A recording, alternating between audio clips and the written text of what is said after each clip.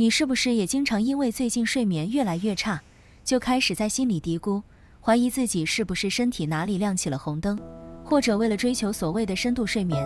每天强迫自己吃褪黑素、喝安神茶，早早上床躺着刷手机，结果却发现越躺越清醒，越补越疲惫，白天脑子像糊了一层浆糊，整个人浑浑噩噩的。生活中关于睡眠和大脑健康的误区实在太多了，很多人被这些碎片化的养生信息搞得内耗严重，反而越搞越睡不好。其实睡眠从来不是一件简单的闭眼休息的事情，它是我们大脑自我修复和身体整体调节的核心窗口。只要按照充分的事业表把就问结果，将不任务节奏回的时光。带你看清从幕后的讲话一过，陈洁无听，帮你彻底扫掉那些不必要的健康恐慌。如果你觉得这个话题对你和家人的健康有帮助，请先长按点赞，订阅我的频道，并开启小铃铛，这样你就能第一时间收到科学实用的健康科普了。我们先来聊聊，到底什么样的睡眠状态才算是真正健康的？在医学上，一个健康的成年人每晚的总睡眠时长建议在7到9个小时之间，其中深度睡眠的时间应当占到整体睡眠的20%左右，也就是大约90到120分钟。从入睡速度来看，上床后在15到30分钟内自然入睡，夜间醒来不超过2次，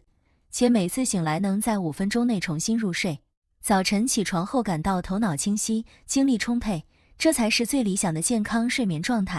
但是请大家一定要记住，这组数字绝对不是死板的评判标准，人毕竟不是机器，睡眠的质量和时长受到非常多外界因素的影响，会产生正常的动态波动。比如在高强度工作之后，你可能会睡得比平时更沉更久，这是身体在主动偿还睡眠债务。又比如在天气闷热潮湿的夏夜，或者处于情绪高度紧张的压力阶段，睡眠会变浅变碎，夜间醒来的次数也会增多。这些因外界环境和情绪变化带来的短暂波动，都是身体完全正常的生理代偿反应，完全没有必要一出现就给自己贴上失眠症的标签。更深层的原理在于，我们体内有一套精密运行的昼夜节律调控系统，也就是大脑下丘脑、松果体与睡眠压力协同轴。大脑中的视交叉上核负责感知外界光线的变化，充当我们体内的生物钟总指挥。松果体则在夜幕降临之后开始大量分泌褪黑素，向全身发出进入睡眠模式的信号。与此同时，我们白天清醒时积累的一种叫做腺苷的代谢产物，会持续向大脑传递睡意信号，这个过程叫做睡眠压力累积。当这两套系统同步协作，你就会在合适的时间自然产生困意，顺利入睡。而一旦这个协同系统被我们人为打乱，睡眠的质量就会迅速崩塌。为了让大家看得更明白，我们来看几个发生在身边的真实情况。先来看第一种非常普遍的盲目补眠误区。32岁的年轻白领陈女士，平时极度迷信网上流传的睡前助眠清单，不仅每天睡前必须喝1大杯温热牛奶，还要点上薰衣草精油，播放白噪音，甚至给自己规定了一套长达40分钟的睡前冥想流程。她给自己定下了死规矩，只要哪一个步骤没做到，就觉得当晚一定睡不好，于是开始在心里反复检查和焦虑。结果坚持了没几个月，她不仅没睡得更好，反而对入睡这件事本身产生了严重的心理恐惧。去医院检查后才知道，她患上了条件性失眠。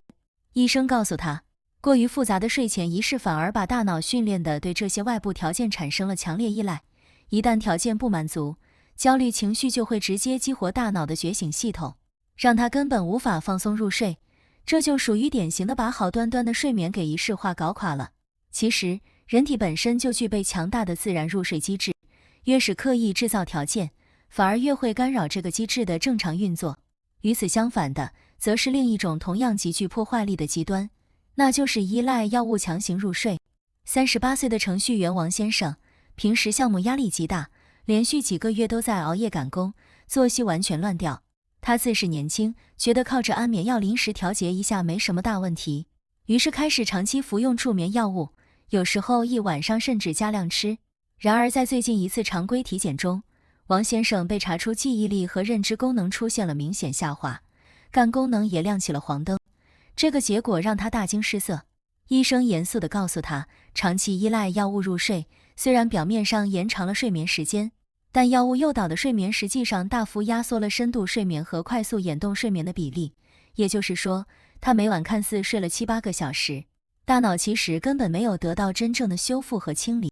更严重的是，长期使用助眠药物会导致身体对药物产生耐受性，剂量越来越大，停药后的反弹性失眠会比最初更加严重，形成一个极难打破的恶性依赖循环。还有一种情况是由过度焦虑引发的恶性睡眠内耗。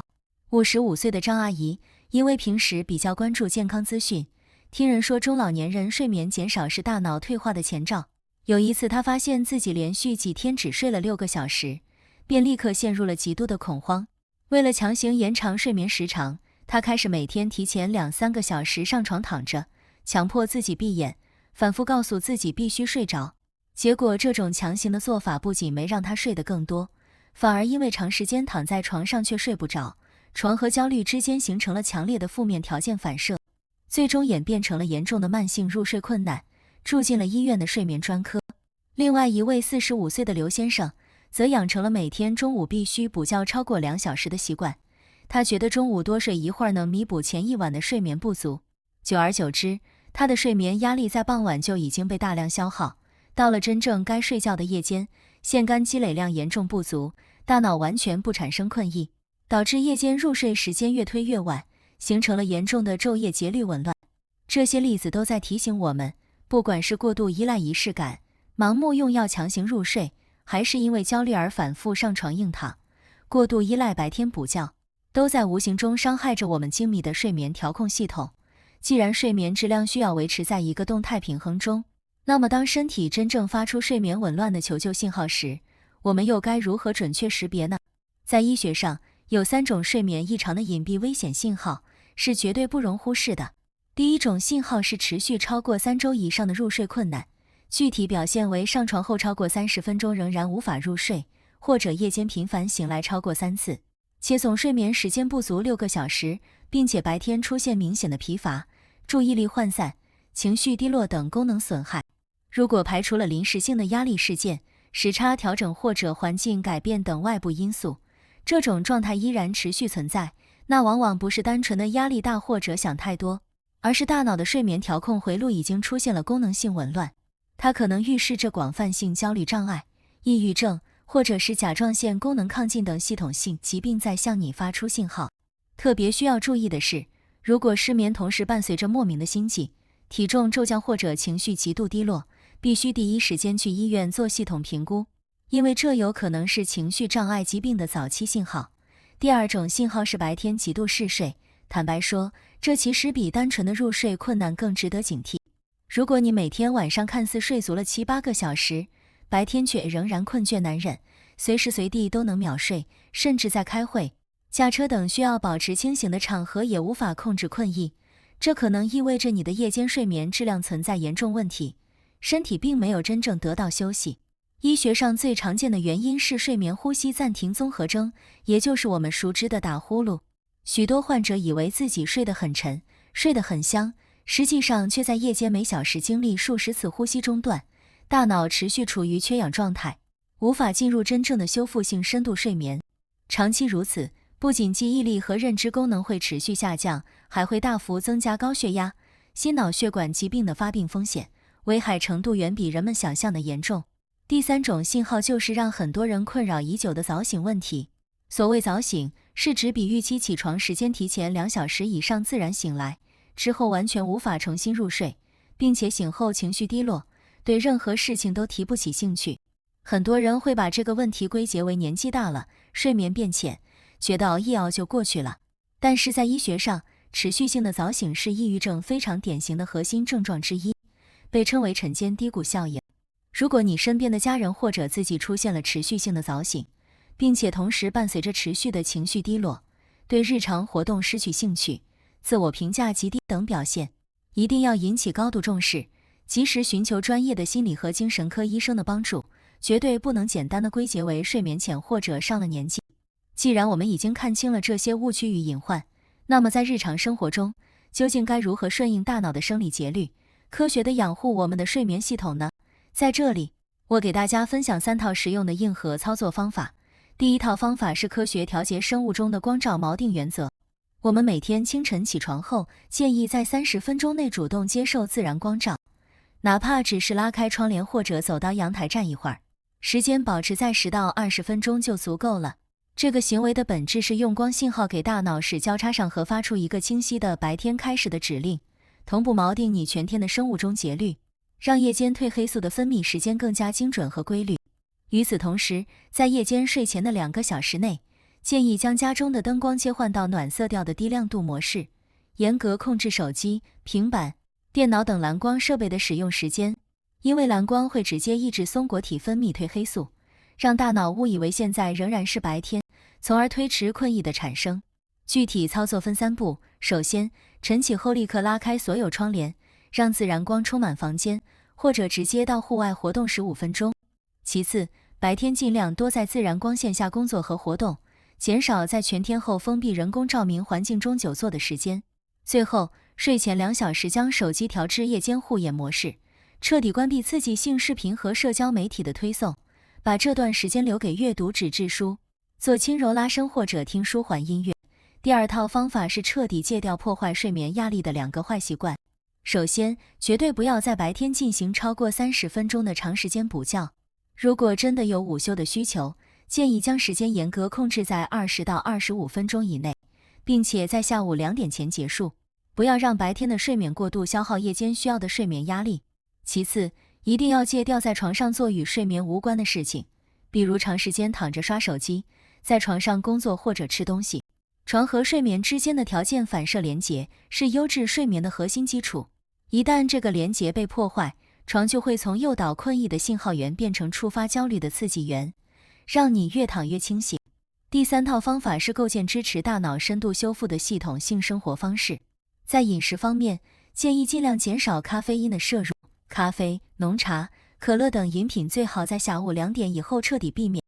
因为咖啡因的半衰期大约是5到7个小时，下午喝进去的咖啡因到了晚上仍然活跃在大脑中，持续阻断腺苷与其受体的结合，让大脑无法感知睡意。同时，睡前3小时内要避免吃高糖、高脂肪的食物，过多的消化负担会让体温在本该下降的夜间持续偏高，严重干扰入睡过程。在作息方面，研究发现规律的起床时间比规律的入睡时间对睡眠质量的影响更大。建议无论前一晚睡得好不好，每天早晨都尽量在同一时间起床，用这个一致的起床锚点来稳定和重建你的生物钟节律。另外，每天进行30到40分钟的中等强度有氧运动，比如快步走、游泳、骑单车，可以显著提升夜间深度睡眠的比例，但运动时间要安排在睡前3小时之前结束，避免运动产生的肾上腺素和体温升高效应干扰入睡。规律的作息和适度的运动，